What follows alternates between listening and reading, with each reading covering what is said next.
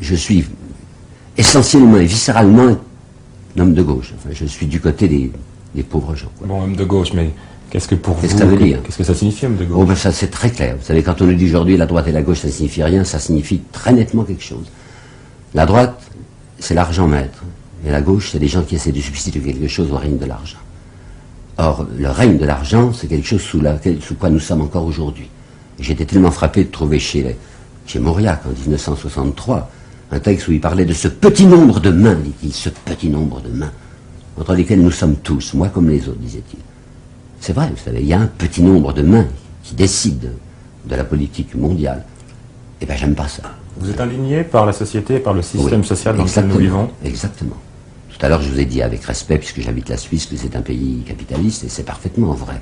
C'est un pays capitaliste honnête, puisqu'il n'a pas permis la misère. Mais il y a trop de pays capitalistes où la misère est à l'état endémique. Et bien ça m'atteint substantiellement. Mais ce très petit nombre dont vous parliez, eh ben quoi, si c'était la gauche qui est au pouvoir, qu'est-ce que ça changerait? Non, ce très petit nombre, c'est des hommes d'argent, ce très petit nombre.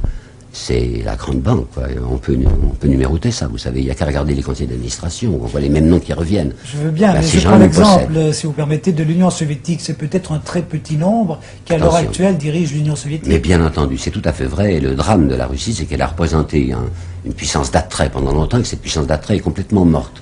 Et je le comprends parfaitement, parce que je ne voudrais pas vivre sous le régime soviétique. Et je pense à ces malheureux Tchèques et à malheureux autres aussi, qui sont dominés par des gens qui les colonisent. Alors ne me faites pas dire que je suis communiste, je ne le suis absolument pas.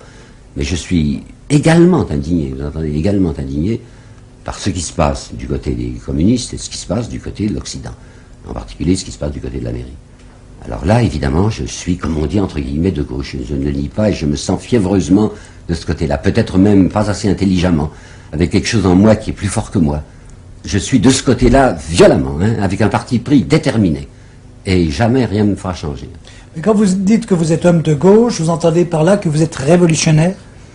Attention, je ne voudrais pas du tout appliquer le système communiste ni à la Suisse ni à la France. Ce qui est bon pour Mao Tse-tung n'est certainement pas bon pour la France.